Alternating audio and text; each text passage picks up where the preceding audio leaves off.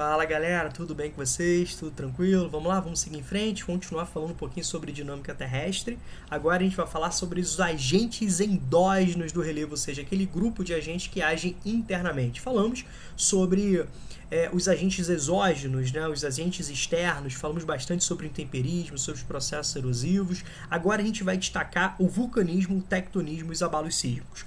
Obviamente a gente vai tentar focar em alguns detalhes, mas a gente vai precisar voltar também a alguns pontos, chaves aí, alguns pontos que nos ajudam a entender toda essa sismicidade, todo esse dinamismo, toda essa tectônica de placas, tá?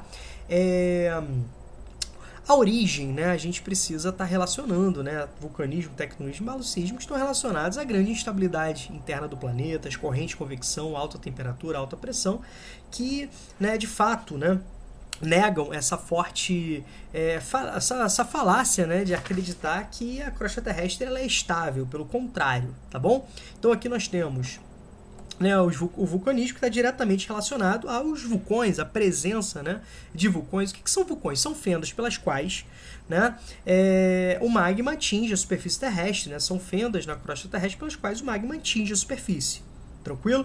Obviamente nós temos vulcões inativos na superfície terrestre, como acontece inclusive no Brasil, e vulcões de grande atividade sísmica. Nós temos o Kilauea, que está lá desde 1983 em atividade, se localiza ali na ilha que dá nome ao arquipélago do Havaí, que está desde 1983 de forma ininterrupta, lançando lava, liberando material magmático e outros tantos vulcões de forte atividade que a gente acompanha aí nos noticiários. Então, o que chama muita atenção é justamente o número de vulcões na região de Círculo de Fogo do Pacífico, onde se encontra inclusive o Kilauea, que a gente citou aí, beleza? Uma área de grande convergência de placas que nós estudamos. Então, é importante perceber que nós temos vulcões tanto entre placas. O exemplo que a gente deu em vídeos anteriores é justamente aqueles vulcões que formam as dorsais mesoceânicas, como por exemplo no Atlântico Sul, na dorsal mesoceânica do Atlântico, entre a placa africana e a placa sul-americana estão em processo de divergência, como vulcões intraplaca. Isso aqui é extremamente importante, a presença de vulcões intraplacas. E detalhe, galera, estão também chamados de hotspots, esses vulcões que estão intraplacas. O que acontece? Um vulcão nem sempre tem essa formação de um cone, A gente tem várias feições, mas assim, é muito comum que as representações dos vulcões e tal apresentem os vulcões com essa caracterização de cones, Mas existem vulcões de várias feições, de várias formas. Rômulo, tem vulcões no Brasil? Já falei para vocês que tem, inativos. E a chance de entrar em atividade? Então, ela não é nula, mas ela é muito baixa. Lembre-se que o território brasileiro está posicionado na região central da placa sul-americana. Então, fora, longe das bordas ativas, está bem próximo à região central da placa sul-americana. Então, longe da borda de divergência com a placa africana, e da borda oeste de convergência com a placa de Nazca, onde nós temos ali a formação da Cordilheira dos Andes. Tá legal? Beleza. Seguindo aqui, a gente vai falar um pouquinho, voltar aqui, a gente vai falar um pouquinho sobre o tectonismo. Quando a gente fala sobre tectonismo, o que a gente precisa relacionar? O tectonismo nada mais é do que o resultado do lento, ele é muito lento o movimento das placas, tá bom? Então as placas se deslocam, as placas se deformam as rochas. Então a gente pode perceber que esse lento movimentar das placas, esse deslocamento de placas deformam as rochas e consequentemente alteram a estrutura geológica. Nós temos basicamente dois movimentos. Um movimento que a gente chama de epirogênese, o movimento epirogênico, epirogênese, que é um movimento vertical, e nós temos o movimento orogênico, que nós já estudamos, que é um movimento relacionado à origem das montanhas, à origem dos dobramentos modernos. Legal? Vamos analisar aqui com algumas imagens para ficar um pouco mais fácil esse entendimento. Vamos lá.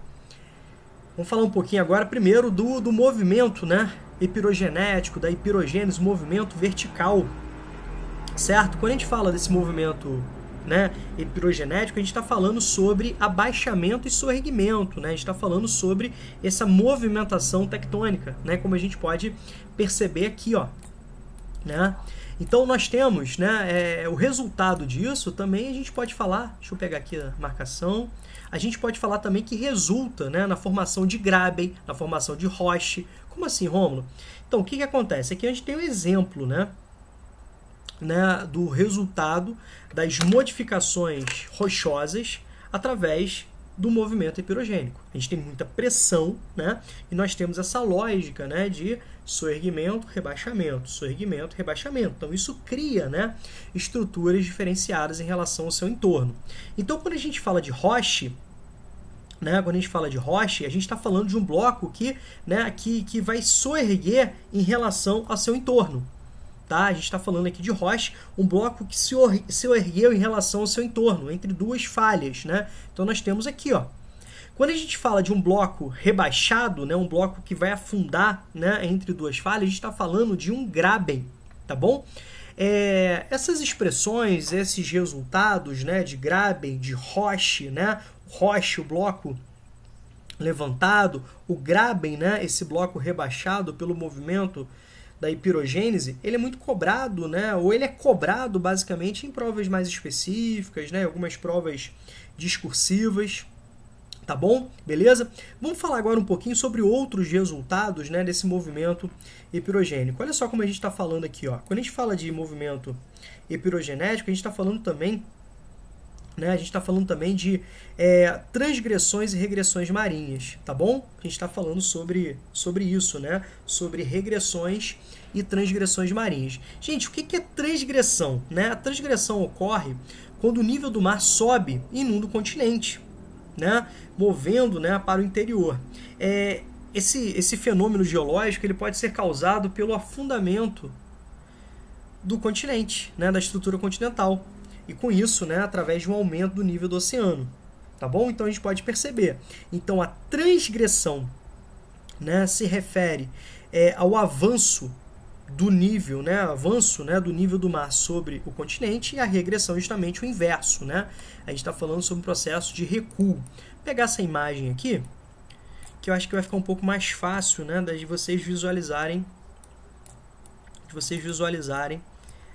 essa relação, tá? Então aqui, ó, quando a gente está falando de regressão, a gente está falando, né, do mar recuando, tranquilo? E a transgressão, a gente está falando do mar avançando. Um dos fatores geológicos que levam a esse fenômeno é justamente o movimento epirogenético, a epirogênese, o movimento vertical causado pela forte, né, movimentação tectônica, tudo bem? Pela forte e lenta movimentação tectônica. E a gente está falando agora, né, sobre a questão do movimento orogênico, né, aqui, ó, sobre as dobras. Então a gente está falando de estruturas que se chocam, que convergem, né, um movimento horizontal, bacana, que nas estruturas mais maleáveis, o que vai rolar? Vai rolar um processo, né, de enrugamento. Nós estudamos isso, né, em vídeos passados, como nós falamos sobre os movimentos, né, convergentes de placas, tanto movimentos entre duas placas continentais, lembra lá, né, do processo que levou à formação da cadeia do Himalaia, a formação da cadeia do Himalaia, tá bom? O choque entre duas placas oceânicas que levou em consideração a formação, por exemplo, né, da ilha do Japão, e nós temos também a convergência entre duas porções, uma continental e outra oceânica, como acontece, né, o processo de subducção, é o exemplo da placa de Nazca, que vai literalmente deslizar para debaixo da placa sul-americana, e as rochas mais maleáveis vão levar esse processo de enrugamento, tá legal? Se tiver com alguma dúvida sobre isso, volta lá, assiste, né, os vídeos relacionados aos movimentos tectônicos, os movimentos convergentes, divergentes, né, e tangenciais, tá bom? Então isso é importante. Já quando acontecem as estruturas mais rígidas, né, quando as estruturas rochosas são bem rígidas, nós vamos ter o fenômeno do falhamento, né? O que é uma falha geológica? Uma descontinuidade. Pegando essa imagem aqui, que vai ficar um pouco mais fácil da gente entender, ó. Nós temos aqui a representação de uma falha normal, de uma falha inversa, né?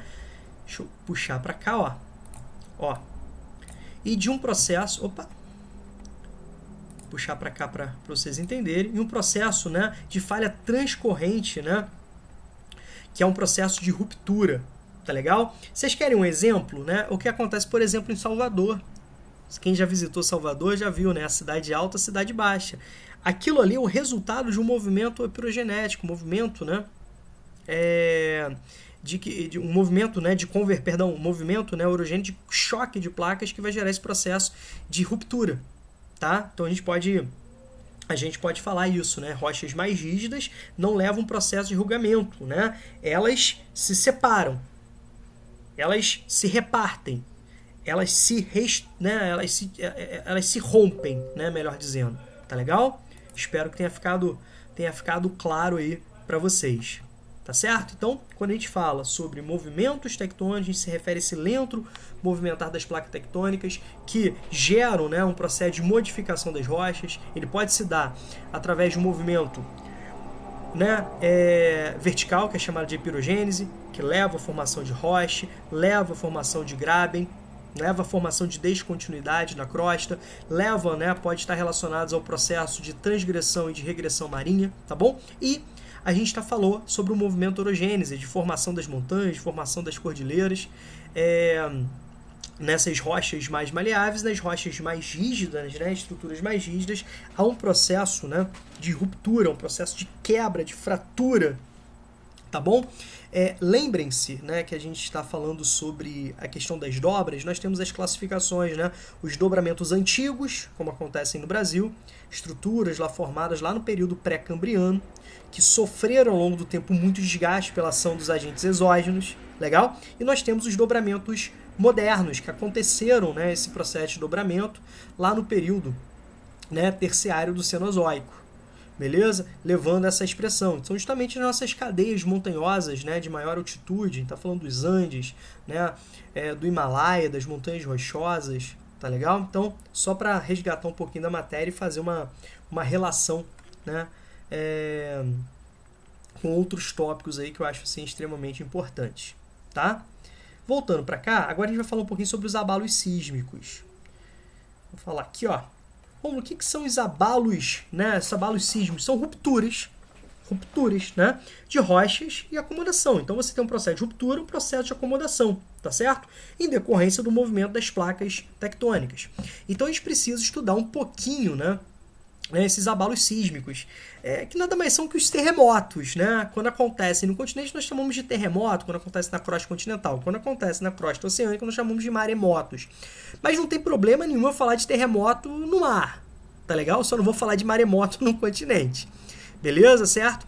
E a gente vai falar, inclusive, a sua relação com as tsunamis, tá? Mas vamos começar aqui a brincar um pouquinho e lembrar de alguns pontos que nós já citamos aqui. Deixa eu só pegar a página, né? Aqui, ó. O que acontece? Quando a gente fala de terremoto, quando a gente fala de abalos sísmicos, né, a gente precisa lembrar de alguns pontos. Entre eles, alguns conceitos extremamente importantes. O conceito de hipocentro. Rômulo, o que é o hipocentro? É o local na superfície terrestre de origem do sismo, onde você tem esse atrito, esse toque, a formação, né, esse encontro de placas, esse encontrar de placas, esse roçar de placas, essa liberação, essa produção de calor, essa liberação de energia. O hipocentro. Tá legal? E a gente tem que falar sobre o epicentro. O que é o epicentro? É o local na superfície terrestre onde o sismo é propagado. Tá legal? Olha aqui, ó, a formação de uma falha. Repare como houve um processo, né, de modificação da estrutura geológica, tá bom? E, consequentemente, os terremotos, eles também vão ser muito mais presentes nas áreas de falhas ativas, como a gente pode perceber, né, nesse mapa, onde apresenta os limites das placas. Onde nós temos as zonas, né, de maior atividade sísmica, são as áreas também onde nós temos a grande presença de vulcões, inclusive nas áreas de convergência de placas, né, como a gente pode perceber, e também, né, nas áreas de divergência, na formação das dorsais mesoceânicas, bem como, né, das áreas onde nós temos o movimento tangencial de placas. Então a gente está falando aí que grande parte, né, da maior sismicidade do planeta está justamente nessas áreas. Tá legal? Gente, o que acontece, né? A gente precisa levar em consideração alguns estudos sobre os terremotos, né? Entre eles, a gente vai falar sobre duas escalas. Uma escala Richter, tá legal? Que é uma escala que desde os anos 30, né? Ela vai aferir a magnitude desse sismo, tá? Ela vai aferir a magnitude desse sismo. É uma escala aberta, né? É uma escala aberta. O que a gente precisa entender? Que o sismo de maior magnitude registrado foi um sismo de 9,5 na escala Richter, que foi proposto nos anos 30 pelo Charles Richter.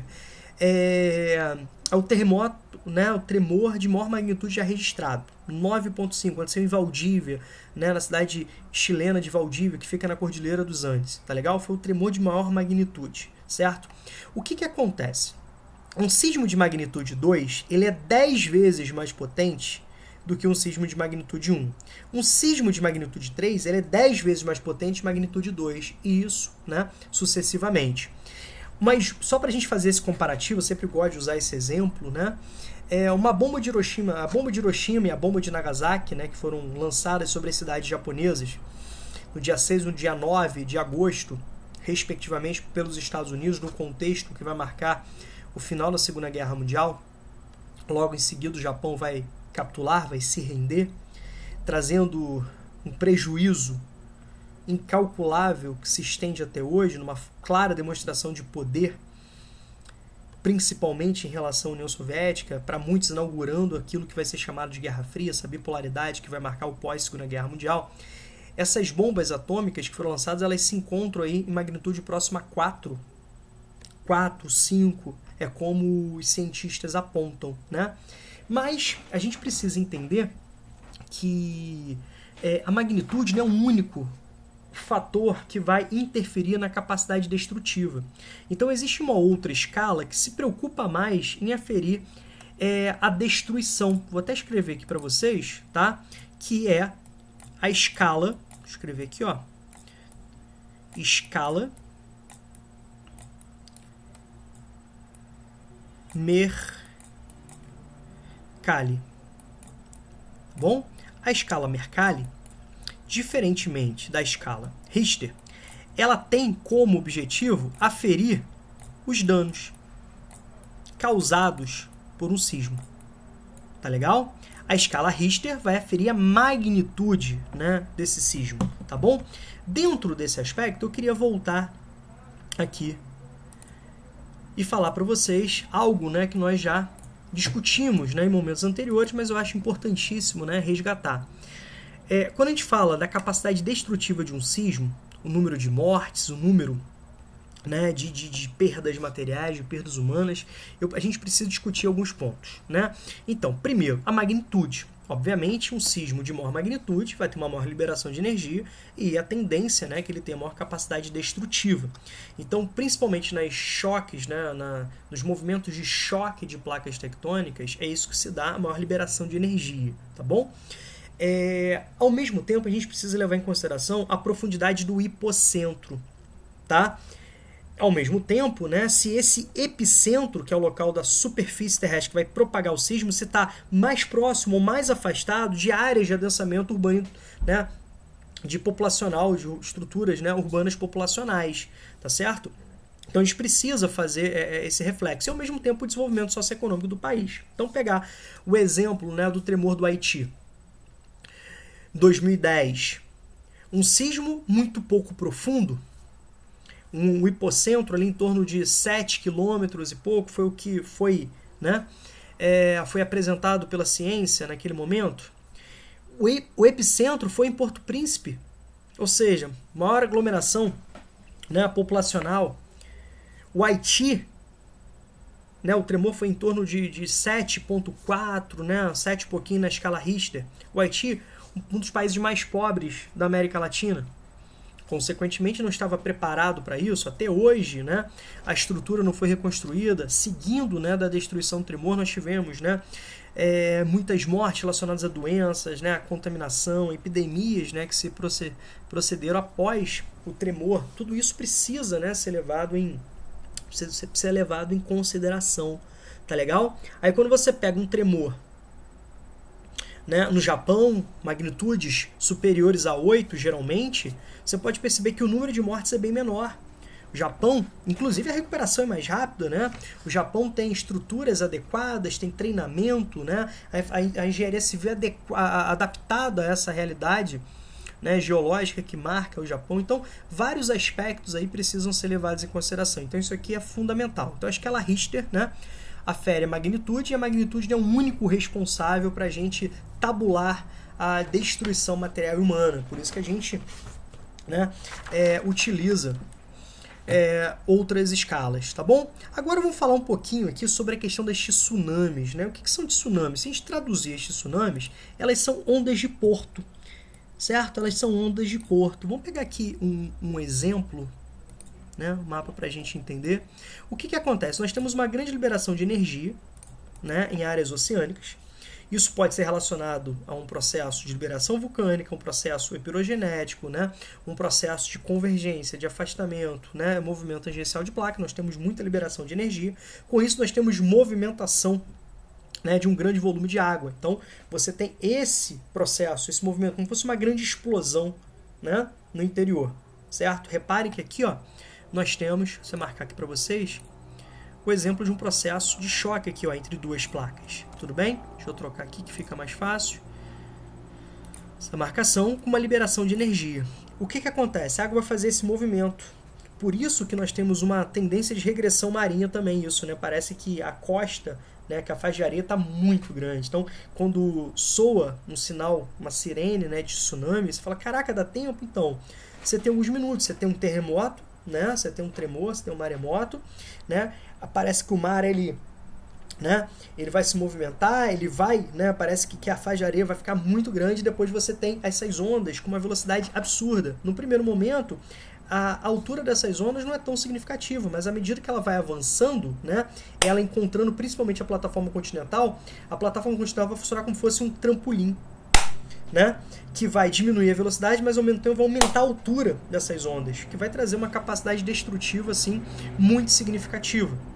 Chamando a atenção para esses tsunamis que aconteceram também no Japão em 2010, que atingiram inclusive centrais termonucleares, como a de Fukushima. Lembre-se que as usinas termonucleares geralmente se localizam em áreas litorâneas, né, quando há essa possibilidade, porque se aproveita a água oceânica para resfriar as turbinas, né, criando inclusive um impacto ambiental ali importante. Então, as usinas foram atingidas, aconteceu uma liberação de material radioativo. Segundo cientistas, esse material chegou, né, a conseguiram pegar, né, a estudar esse material até a Inglaterra, a França, beleza? Já chegou, né, essa nuvem radioativa aí com proporções menores, né, do que aconteceu nas regiões próximas. Até hoje você não tem uma tabulação do que de fato, né, do que de fato trouxe de prejuízo, né, qual foi a magnitude, né, desse prejuízo ambiental. Então, isso aí é extremamente importante. Agora eu vou falar um pouquinho do Brasil. Rômulo, tem sismos no Brasil?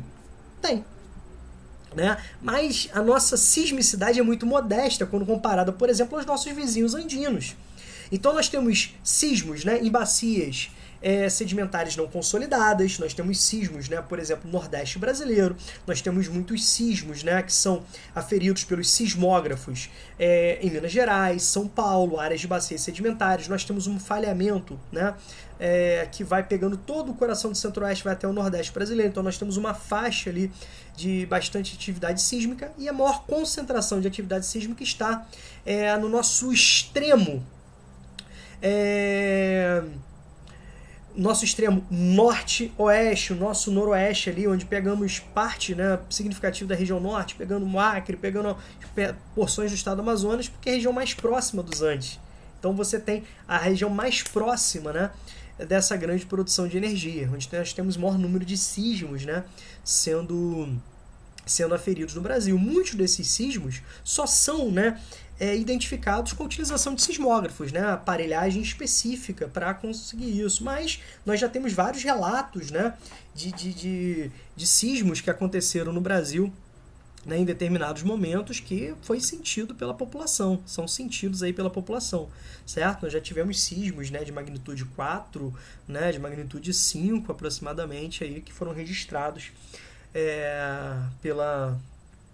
por esses aparelhos, tá legal? Certo? Então, é isso que a gente precisa entender, né? Os fenômenos endógenos, como que eles podem trazer modificações para o relevo, e ao mesmo tempo, né, essa relação entre sociedade e natureza. tá bom? Então, isso é extremamente importante aí, galera. Aqui, grande abraço para vocês, tá? Muito obrigado aí pela atenção.